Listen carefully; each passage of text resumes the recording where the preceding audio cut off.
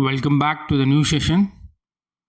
In this session, we are going to learn a new chapter. Based on that, for the introduction of the lesson, you can see this two animated picture. What is this? Is a game of Caesar. So we all experience playground for these type of games. So for the understanding, what is the principle of this game? It is nothing but a balancing. So the left hand side that is equal to the right hand side. Balance. So we can able to play these type of games. Is it clear? Okay. So based on that, we are going to understand what is equilibrium. Okay. By the dictionary, a state of rest or balance due to the equal action of opposing force.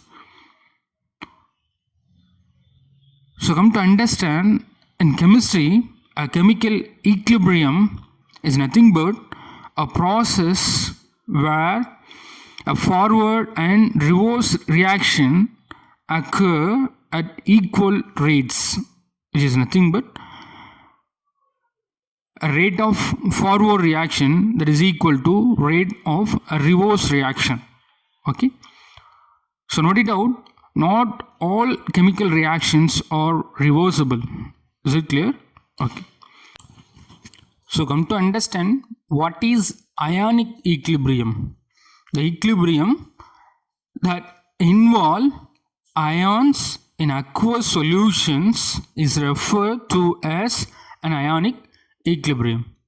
Okay. For example, just consider these reactions: H3O plus aqueous plus HCO3 minus ion. Okay. So these are considered as ions. The ions are involved. Okay. The ions that are involved in reaction. Okay. So here half the arrow mark is forward, half the arrow mark is reverse, which means a equilibrium. Okay. It's referred as equilibrium. Okay. So the ions are involved. This equilibrium is referred as ionic equilibrium. Okay. So this equilibrium, generally the ions are involved, so it is considered as an ionic equilibrium. Is it clear? Okay. Generally, the substance which is on the basis of interaction with water, they are classified ionic compounds and covalent compounds. Is it clear? Or other words, it is considered as electrolytes and non-electrolytes. Okay. And further, the ionic compounds or the electrolytes are classified as strong and weak based on their degree of dissociation. Okay.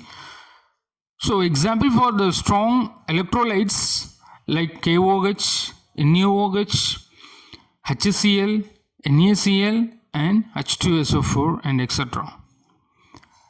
And the example for the weak electrolytes: CH3COOH, acetic acid, NH4OH, ammonium hydroxide, HCOOH, formic acid and etc. So come to understand, the substance or compounds are generally classified ionic compounds and covalent compounds. It is referred to as ionic compounds are electrolytes and covalent compounds are non-electrolyte. And further, ionic compounds are classified strong electrolytes and weak electrolytes. We just discussed what is the example for strong and weak electrolytes. Okay. Based on they are divided strong and weak by the dissociation, degree of dissociation, they are classified. Okay. So that in this session we are going to learn Unit 8 Ionic Equilibrium Part 1. Okay. The learning objectives of this lesson: after studying this unit, the students will be able to classify the substance into acid and bases based on Arrhenius, Lowry Bronsted, and Lewis concepts. Define pH scale and establish the relationship between pH and pOH. Describe the equilibrium involved in the ionization of water. And explain Asphalt dilution law and derive the relationship between the dissociation concept and degree of dissociation of a weak electrolyte, and recognize the concept of common ion effect and explain Buffer's action, and apply Henderson equation for the preparation of Buffer solution, and calculate solubility product and understand the relation between solubility and solubility product, and finally solve numerical problems involving ionic equilibria. So these are the learning objective of this lesson. Okay. So further, we are going to understand about this lesson. We have already learned the chemical equilibrium in 11th standard. In this unit, we discuss the ionic equilibrium, which means the ions are involved in equilibrium. Okay. So especially acid and base equilibrium. Okay. So some of the important processes in our body involve aqueous equilibria.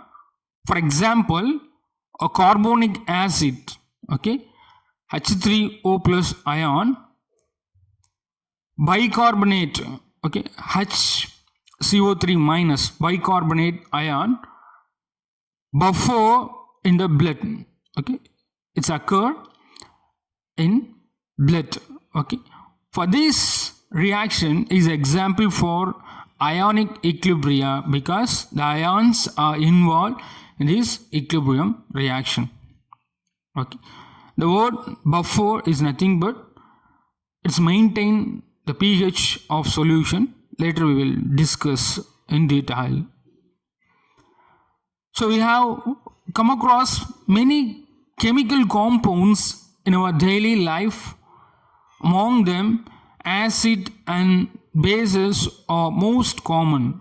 For example, milk, which is contain a lactic acid, vinegar, which is contain acetic acid, tea, which is contain a tannic acid, and an antacid, which is contain aluminum hydroxide and magnesium hydroxide.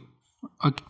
Soap, which is contain sodium hydroxide, and fertilizer, which is used to prepare sulfuric acid. So these are the chemical compounds we are used in day-to-day life. Hence, it is important to understand the properties of acid and bases.